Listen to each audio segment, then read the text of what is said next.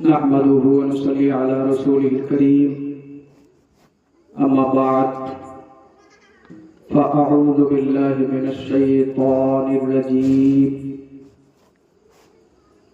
بسم الله الرحمن الرحيم وبالوالدين إحسانا صدق الله وصدق رسوله النبي الكريم ونحن على ذلك لمن الشاهدين والشاكرين والحمد لله رب العالمين.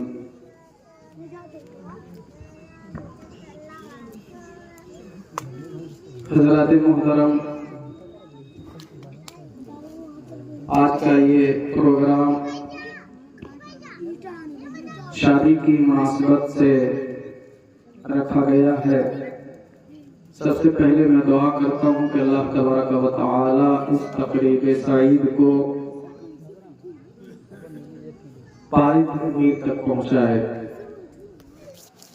اور اس میں ڈھیر ساری برکتوں کا نزول فرمائے.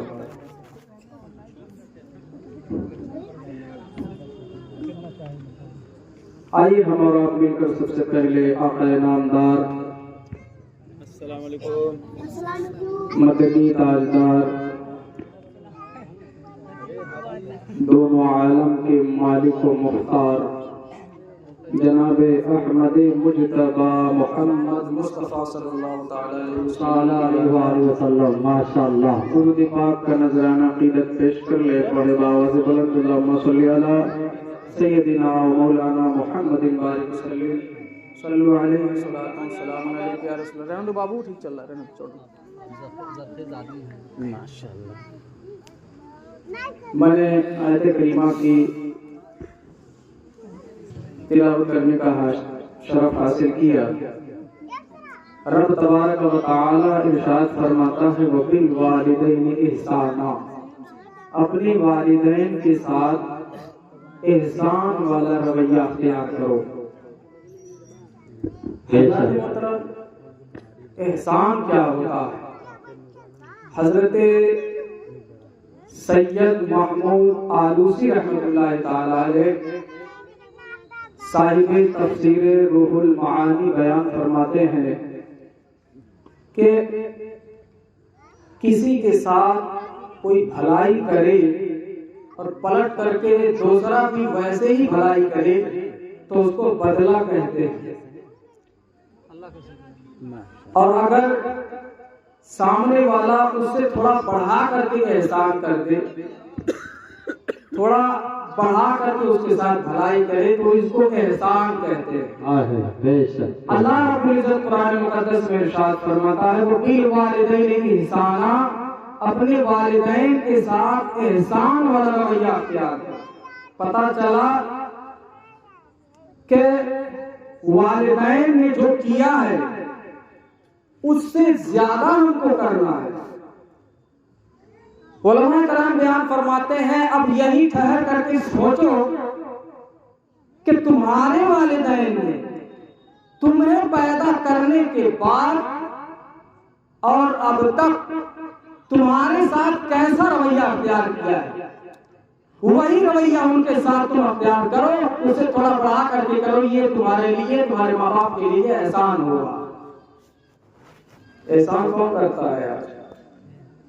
حضرات محترم، ہمارے معاشرے میں والدین جو ہے یہ ایک خوبصورتی، یہ حسن ہے معاشرے کا. تو سب سے پہلے ہمیں اپنے والدین کے بارے میں سوچنا اور سمجھنا چاہیے. حضرات محترم، نبی مکرم نور مجسم صلی اللہ تعالی علیہ وسلم ارشاد فرماتے ہیں کہ جس نے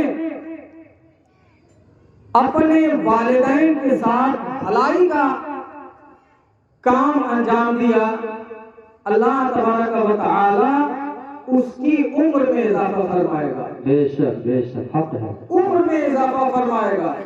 اور وہی نبی صلی اللہ تعالی علیہ وسلم ارشاد فرماتے ہیں کہ جو چاہے کہ جنت حاصل کرے یا جو چاہے کہ جہنم کی طرف راستہ دیکھ لے، تو چاہیے کہ اپنے ماں باپ کے ساتھ کیسا رویہ اختیار کرتا ہے۔ اگر وہ یہ رویہ اختیار کیا ہے بھلائی اور احسان والا، تو وہ سمجھ لے کہ ہمارا راستہ اب جنت کی طرف جا رہا ہے۔ اگر وہ یہ رویہ اختیار کرتا ہے کہ 1 کلو امرود لے کر کے آیا، 5 کلو امرود لے کر کے آیا، ماں کے دروازے کے سامنے سے گزر گیا اور اپنے بیوی کے کمرے میں جب حاضر ہوا، حاضر ہونے کے بعد کہا کہ آدھا کلو یا 2 امرود کاٹ کر کے ماں کی خدمت میں لے جا کر کے پیش کر دو، ماں کے کون سے دانت ہیں؟ ماں کے کون سے دانت ہیں؟ 2 امرود لے جا کر کے کاٹ کے دے دو، یہ اس کے لیے کافی ہوگا۔ نہیں میرے محترم، آپ نے نہیں سمجھا کہ اصل میں احسان ہے کیا۔ اگر وہی امرود لا کر کے اپنی ماں کے سامنے رکھ دیتے تو تمہاری ماں اس میں سے 1 امرود کا چناؤ کرتی یا وہ بھی نہیں لیتی اور یہ کہتی جاؤ اپنے بچوں کو کھلا دو۔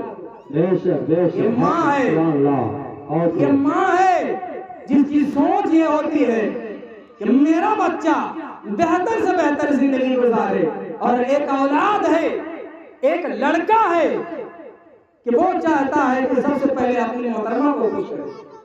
حضرات محترم، دونوں کے لیے ایک چیز ہے۔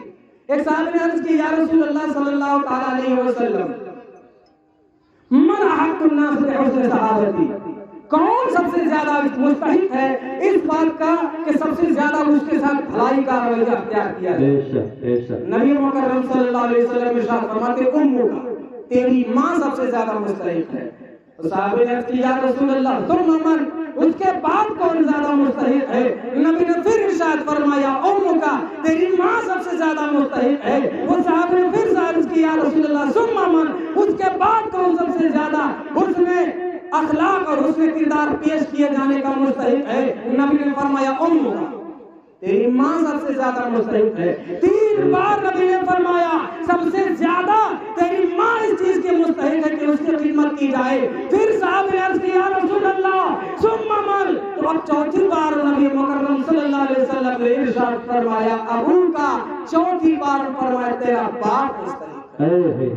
4تھی مرتبہ بھی ارشاد فرمایا تیرا باپ مستحق ہے اس بات کا کہ اس کے ساتھ حسن، اس کے ساتھ اخلاق، اس کے ساتھ کردار کی بہتری پیش کی ہے۔ 4تھی بار میں ارشاد فرمایا۔ یہی پر میں کہنا چاہتا ہوں کہ اگر کوئی اپنے والدین پر 400 روپے خرچ کرنا چاہتا ہے تو 300 روپے اپنی والدہ پر خرچ کرے اور 100 روپے اپنے والد پر خرچ کرے۔ اور وہی والدین جب ہم کو پکاریں اور کہیں کہ آ کر کے میری خدمت کر لے، تو پہلے ماں کی خدمت میں حاضر ہو جائے، ماں کی خدمت سے فارغ ہو پھر والد کی خدمت میں حاضر ہو جائے۔ یہ طریقہ ہے جو حدیث نے ہم کو پیش کیا ہے، یہ تجویز ہمارے سامنے رکھ دی ہے کہ جو چاہے وہ جنت کو جائے اور جو چاہے وہ جہنم کو جائے۔ اسی لیے نبی مکرم صلی اللہ علیہ وسلم نے فرمایا ہما جنت کا ونارک، وہی والدین تمہارے لیے جنت بھی ہے اور تمہارے لیے جہنم بھی۔ جیسا رویہ اولاد اپنی ماں کے ساتھ اختیار کرے گی، جیسا رویہ اولاد اپنے والد کے ساتھ اختیار کرے، ویسا ہی اس کی قسمت میں جنت یا دوزخ کا انتخاب کر دیا جاتا ہے۔ حضرات محترم، آج ہم لوگ بے ادبی کو پروموٹ کر رہے ہیں۔ بے ادبی، ادب کا رویہ اختیار کریں، بڑوں کے ساتھ ادب کا رویہ اختیار کریں، چھوٹوں کے ساتھ ادب کا رویہ اختیار کریں۔ حضرات محترم، نبی مکرم صلی اللہ تعالی علیہ وسلم کی وہ شان ہے کہ نبی صلی اللہ تعالی علیہ وسلم، آپ تاریخ کا جائزہ لیں تو آپ کو پتہ چلے گا کہ جب آقا کریم صلی اللہ علیہ وسلم مکہ المکرمہ میں تشریف لے آئے تو ہر طرف کفر و شرک کا بازار گرم تھا، اور اس وقت میں ایک بہت بڑی برائی تھی، وہ یہ کہ جو بچی پیدا ہوتی تھی اس کو لوگ زندہ مار دیتے تھے اور مارنے کے بعد اس کو دفن کر دیا کرتے تھے۔ نبی صلی اللہ علیہ وسلم جب دنیا میں تشریف لے آئے تو آپ نے فرمایا کہ جب تمہاری کوئی بیٹی پیدا ہوتی ہے تو تمہارا چہرہ کالا کیوں پڑ جاتا ہے؟ تمہارا چہرہ کالا کیوں پڑ جاتا ہے؟ قرآن نے اس کا نقشہ کھینچا ہے کہ جب کسی کے یہاں بچی پیدا ہو رہی ہے تو ان کا چہرہ کالا پڑ جا رہا ہے، اور اس کا جو والد ہے وہ اپنا چہرہ لوگوں سے چھپا چھپا کر کے پھر رہا ہے، کہیں کوئی دیکھ کر کے مجھے یہ نہ کہے کہہ دے کہ اس کے گھر میں بچے پیدا ہوئے، کیوں یہ سوچ رہے ہو کہ میرے گھر میں زحمت آئی ہے؟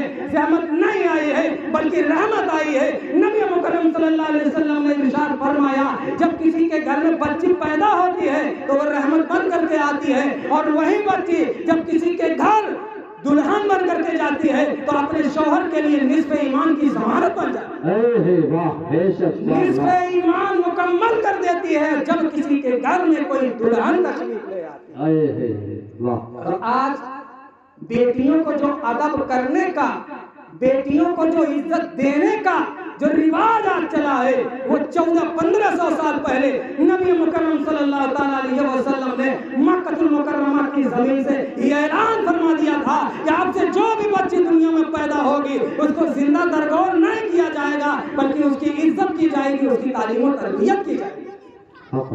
نبی مکرم صلی اللہ علیہ وسلم کی بارگاہ میں ایک صحابی حاضر ہوئے، صحابی آئے، انہوں نے کہا یا رسول اللہ جس کی ایک بیٹی پیدا ہو اس کے لیے کیا فضیلت ہے؟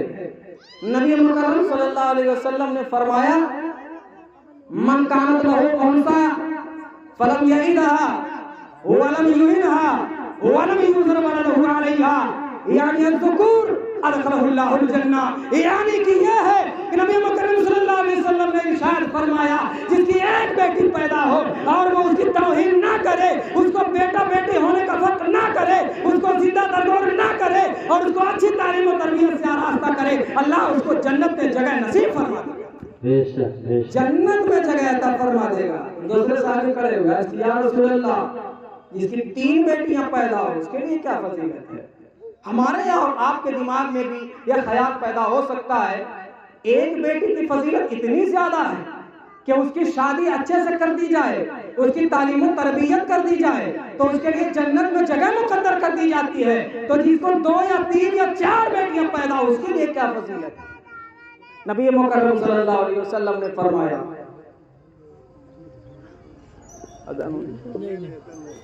نبی مکرم صلی اللہ علیہ وسلم نے ارشاد فرمایا جس کی 3 بیٹی پیدا ہو اور وہ اس کو اچھی تعلیم و تربیت کرے اور بہتر سے بہتر گھر میں اس کا رشتہ کر دے تو اللہ رب العزت انہی بیٹیوں کے صدقہ میں اس کو اعلیٰ مقام عطا فرمائے گا جنت کے اندر۔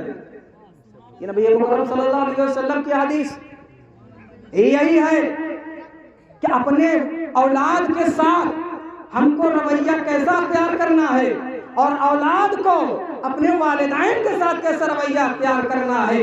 میں نے کہا کہ ہمیں ادب کو پروموٹ کرنا چاہیے، ادب سب کے سامنے پیش کرنا چاہیے۔ آج ہم نے دیکھا ہے ہمارے استاد ہیں وہ ارشاد فرماتے تھے، میں گیا ابھی کچھ دنوں پہلے میں اپنے استاد کے پاس گیا تو ان کے پاس 2 چھوٹی چھوٹی چھڑیاں تھی، بہت مارا کرتے تھے، میں نے بھی بہت مار کھایا ہے۔ جب میں ان کے پاس گیا تو میں نے کہا کہ حضرت وہ جو چھڑیاں پہلے ہوا کرتی تھی آج سامنے نظر نہیں آ رہی، تو کہا کہ وہ دور بیٹا وہ دور ختم ہو گیا۔ میں نے کہا کیوں؟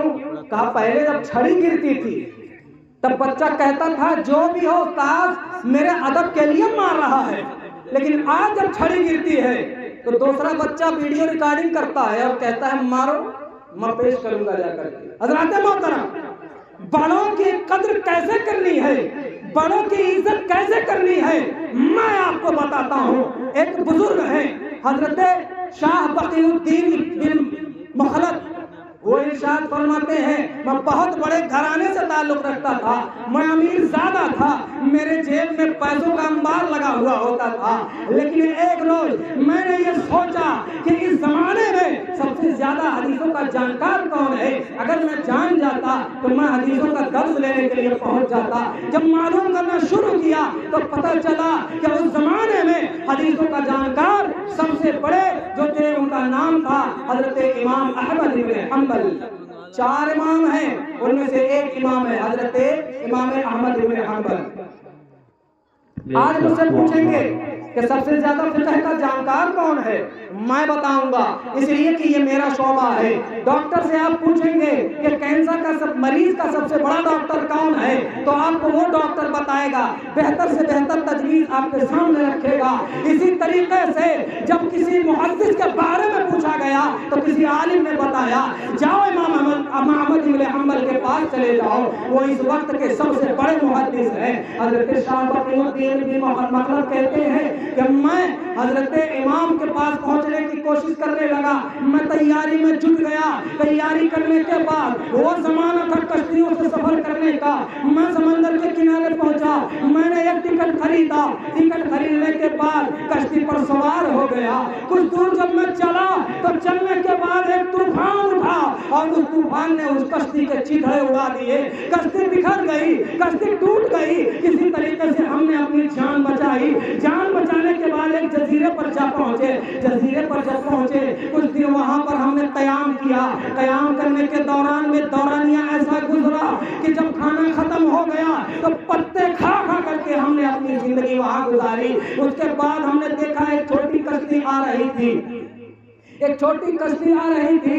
ہم نے دیکھا دل میں بڑا سکون و قرار پیدا ہوا کہ چلو کوئی نہ کوئی آ رہا ہے۔ وہ کشتی آئی اور ہم کو لے کر کے چلی اور پھر ہم بغداد شریف پہنچ گئے۔ بغداد پہنچنے کے بعد میں نے پوچھا کہ یہاں پر حضرت امام احمد بن حنبل کا مدرسہ کون ہے، تو انہوں نے کہا کہ حضرت امام احمد بن حنبل کا مدرسہ تو بند ہو گیا ہے، اس لیے کہ وقت کا بادشاہ مخالف ہو گیا ہے، اس نے تمام مدرسوں کو بازی کر دی ہے، تمام مدرسوں میں تالا لگوا دیا ہے، مسجدوں کو بند کر دیا گیا ہے، اب یہاں کوئی مدرسہ چالو نہیں ہے۔ وہ شخص کہتے ہیں کہ ہم نے یہ سوچا کہ آخر مدرسہ بند ہو گیا ہے تو میں اب یہاں سے کہاں جاؤں گا، یہاں میرا جاننے والا اور کوئی نہیں ہے۔ وہ فرماتے ہیں اتنی پریشانی کے باوجود بھی میرے دل میں جو طلب تھی علم دین حاصل کرنے کی وہ ابھی بھی پست نہیں ہوئی، میرے دل کی دل شکنی نہیں ہوئی، میں ابھی بھی ٹھنڈا نہیں پڑا، بلکہ میرا دل ابھی بھی یہ چاہ رہا تھا کہ اگر امام مل جائے تو میں دوڑ کر کے ان کے قدموں کو چوم لیتا، بے شک سبحان اللہ، بہت خوب، ان کے قدموں کو چوم لیتا میں۔ اتنی طلب مجھے پیدا ہوئی تعلیم حاصل کرنے کے لیے، لیکن میں یہیں پر تھوڑی سی بات کہہ دیتا ہوں کہ آج کل کے چند روپے رکھنے والے یہ کہتے ہیں کہ مدرسے میں کون تعلیم ہوتی ہے، مدرسے میں کیسی تعلیم دی جاتی ہے، اس سے کوئی فائدہ نہیں ہونے والا ہے، ہمیں ڈاکٹر بنانا ہے، ہمیں انجینئر بنانا ہے۔ کہا کیوں؟ کہا اس لیے کہ کسی مولوی سے پوچھو تو کسی دوا کے بارے میں نہیں جانتا، کسی انجینئر کسی مولوی سے پوچھو تو انجینئرنگ کے بارے میں نہیں جانتا۔ میں اسے تھوڑی دیر کے لیے روک کر کے پوچھتا ہوں کون سا ایسا ڈاکٹر ہے، کون سا ایسا انجینئر ہے جو کسی عالم کے حدیث اور فقہ و تفقہ کے بارے میں جانتا؟ بے شک حق ہے، آپ نے کون ایسا ہے جو حدیثوں کا جانکار ہو؟ کون ایسا ہے جو فقہ کے بارے میں جانتا ہو؟ کون ایسا ہے جو منطق کے بارے میں جانتا ہو؟ آپ کہیں گے نہیں نہیں وہ تو ڈاکٹر ہے، وہ حدیثوں کے بارے میں کیسے جانے گا، وہ تو انجینئر ہے، وہ فقہ کے بارے میں کیسا جانے گا؟ اس لیے یہیں پر میں کہتا ہوں کہ ہم عالم ہیں، علم کریں گے تو علم کی بات ہوگی تو حدیثوں کی بات ہوگی، علم کی بات ہوگی تو فقہ کی بات ہوگی، کوئی اور بات یہاں نہیں ہوگی۔ بات ہوگی تو رسول اللہ صلی اللہ علیہ وسلم کی سنت کی بات ہوگی، مصطفیٰ کریم صلی اللہ علیہ وسلم کے اسوہ حسنہ کی بات ہوگی، بات ہوگی تو اخلاق و کردار کی بات ہوگی، بات ہوگی تو عظمت والدین کی بات ہوگی۔ حضرت محترم ہم یہاں بھٹک جاتے ہیں، ہمیں نہیں بھٹکنا ہے۔ حضرت شاہ بقی الدین بن مخلد فرماتے ہیں میں بہت مالدار تھا، میرے جیب میں ہمیشہ پیسہ بھرا ہوا ہوتا تھا، لیکن پھر بھی میرا دل کہتا تھا کہ میں امام سے حدیث کا علم حاصل کروں۔ میں نے ایک شخص سے کہا کہ کم سے کم امام کا گھر ہی تو بتا دو، ان کا گھر کہاں ہے؟ کہا کہ امام کو نظر بند کر دیا گیا ہے، امام کو ان کے گھر کے اندر بند کر دیا گیا ہے، ان کے گھر کے چاروں طرف سے پہرا ڈال دیا گیا ہے، اور وہ تو بات دور کی ہے، پورے شہر میں کرفیو لگا ہوا ہے، کون تمہارے ساتھ جانا چاہے گا؟ کہا صرف گھر ہی بتا دو۔ کہا ارے گھر تو دور کی بات ہے، میں آنکھوں کی کلکیوں سے اشارہ تک نہیں کر سکتا. اتنا سخت پہرا تھا. پھر بھی کہہ رہے ہیں میرے دل کی طلب ابھی پوری نہیں تھی. میں یہی چاہ رہا تھا کہ کیسے میں امام کو پا جاؤں کہ ان کے قدم کی قدم بوسی کر لوں. فرماتے ہیں میں نے جب بہت ذکر کرنا شروع کر دیا کہ بڑی پریشانی کے بعد 2 ماہ میں نے سفر میں گزارا ہے, اس کے بعد میں یہاں پہنچا ہوں, تو وہ شخص بھی تھوڑا نرم پڑ گیا. اس نے کہا کہ اچھا ٹھیک ہے, چلو میں راستہ چلتا ہوں, تھوڑی دوری پر تم چلنا, جب امام کا گھر آئے گا میں آنکھوں سے اشارہ کر دوں گا, تم سمجھ جانا یہی امام احمد ابن حنبل کا گھر ہے. اس کے بعد میں آگے نکل جاؤں گا, تم سمجھو تمہارا کام سمجھے تمہیں کرنا کیا ہے. وہ کہتے ہیں ٹھیک ہے چلو اتنا ہی کافی ہے. ساتھ میں لے کر کے چلے. جب امام کا گھر راستے میں پڑا تو آنکھوں سے اشارہ کر دیا, لو یہی امام کا گھر ہے. کہتے ہیں سخت پہرا تھا, میں ادھر نہ جا سکا بلکہ اس کے ساتھ میں بھی آگے بڑھ گیا. اس کے بعد میں واپس اپنی جگہ پر آ کر کے قیام کر دیا. واپس آیا تو میں بہت پریشان ہو گیا. میں پریشان ہو گیا. میں یہ سوچنے لگا کہ آخر ان کے گھر پر پہرا ہے, میں جاؤں تو کیسے جاؤں. میں یہ سوچنے لگا چلو میں پھیری لگانے لگتا ہوں, میں کوئی سامان بیچتا ہوں اور بیچتے بیچتے ان کے گھر پہ پہنچ جاؤں گا. مجھے یہ بھی نہیں سمجھ میں آیا. پھر میں نے ایک کام کیا, اپنی دستار نکال لی اور اپنا جوبہ نکال لیا. میں نے ایک پھٹا پرانا کپڑا کسی سے مانگا اور اسے پہنا اور بازار گیا. بازار میں سے ایک مٹکا خریدا اور وہ مٹکا اپنے گلے سے باندھ لیا. اور باندھنے کے بعد امام کے گھر کے 3 گلیوں پیچھے سے یہ صدا لگانی شروع کر دی, میں فقیر ہوں اللہ کی راہ میں جسے جو دینا ہو دیتے جائے. میں فقیر ہوں جسے جو دینا ہے دیتے جائے. فرماتے ہیں 3 گلیوں پیچھے سے میں نے صدا لگانی شروع کی اور صدا لگاتے لگاتے لگاتے لگاتے جب امام کے دروازے پر پہنچا تو میں نے اور زور لگایا, اس لیے کہ ہو سکتا ہے کہ امام کے کانوں تک میری آواز نہ پہنچے اور وہ باہر نہ نکلے اور پولیس والے مجھے دھکا دے کر آگے کر دیں گے. میں نے زور سے آواز لگائی, میں فقیر ہوں, آیا ہوں جسے جو دینا ہے دے دے. کہتے ہیں وہ دورانی دروازہ کھلا, اس کے اندر سے سفید داڑھی والا ایک شخص باہر آیا, جبہ و دستار میں تھا. میں نے دیکھا, دیکھ کر کے آگے بڑھا اور آگے بڑھ کر کے میں نے ان کے ہاتھوں کو چوم لیا اور چوم کر کے کہا کہ حضور میں کچھ کہنے ہی والا تھا کہ حضرت امام نے 1 دینار نکالا اور میرے جولی میں ڈالنا ہی چاہا. میں نے کہا حضور میں کوئی بھکاری نہیں ہوں, میں کوئی سوالی نہیں ہوں, میں مصطفیٰ کریم کی حدیث سننے کے لیے آیا ہوں. میں مصطفیٰ کی حدیث سننے کے لیے آیا ہوں. حضرت امام کا چہرہ کھل گیا. آپ نے ارشاد فرمایا مدرسے بند ہو گئے ہیں, مسجدوں میں تالے لگا دیے گئے ہیں, میں بہت دن سے پریشان تھا, کوئی علم حاصل کرنے والا نہیں مل رہا تھا. چلو بڑا اچھا ہوا کہ تم آ گئے, اب تم کو میں علم سکھایا کروں گا. انہوں نے کہا حضور اگر آپ کہیں تو روزانہ میں سوالی بن کر کے آپ کے دروازے پر آ جاؤں گا, 2-4 منٹ میں جتنی حدیثیں آپ کو سنانی ہوں گی آپ سنا دیجیے گا, میں دوسرے دن آ کر کے وہی حدیث یاد کر کے آپ کو سنا دیا کروں گا. آپ کو وہ حدیثیں سنا دیا کروں گا. ختم. میں آپ کو وہ حدیثیں سنا دیا کروں گا. وہ فرماتے ہیں یہ سلسلہ 2 سال چلا. 2 سال کے بعد کچھ دن میں ٹھہرا رہا. اس کے بعد حالات و انداز بدل گئے, بادشاہ بدل گیا. جو بادشاہ آیا وہ بڑا ہی نیک تھا. اس نے سارے مدرسوں کے تالے کو کھلوا دیا, مسجدوں کو کھلوا دیا, مسجدوں کو بڑی کروا دیا, مدرسے کو اور تزئین و آرائش کر دیا. تزئین و آرائش کرنے کے بعد اب امام صاحب کا حلیہ ہی بدل گیا. امام صاحب جبہ و دستار میں بیٹھے اپنے شاگردوں کو تعلیم دے رہے ہیں. میں حاضر ہوا. حاضر ہونے کے بعد جیسے ہی میں اندر داخل ہونا چاہا میں نے دیکھا کہ امام اٹھ کر کے کھڑے ہو گئے. آپ نے ارشاد فرمایا آ جاؤ تم آ جاؤ شاہ بقی الدین آ جاؤ. کہا حضور آپ کھڑے کیوں ہو گئے؟ کہا لوگوں کو میں علم پڑھایا کرتا تھا, تم مجھ سے مانگنے آیا تھا, آ میں تجھے سینہ کھول کھول کے عطا کرتا جاؤں. بے شک بے شک سبحان اللہ. میں سینہ کھول کھول کر کے تجھے علم عطا کروں گا. وہ تھا ادب, وہ تھا احترام, وہ تھا بزرگوں کی شان و شوکت. لیکن آج دیکھ لیا جائے تو آج ہمارے اندر سے وہ ادب و احترام ختم ہو گیا.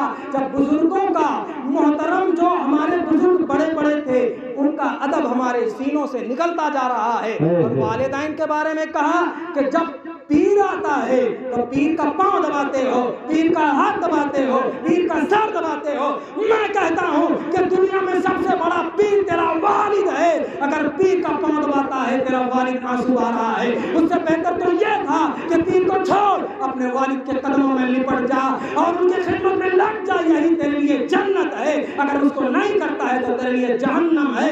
یہی نبی کی حدیث ہے. وما علینا الا البلاغ. السلام علیکم ورحمۃ اللہ وبرکاتہ. وعلیکم السلام ورحمۃ اللہ تعالی وبرکاتہ. ماشاء اللہ زیادہ ہوگا.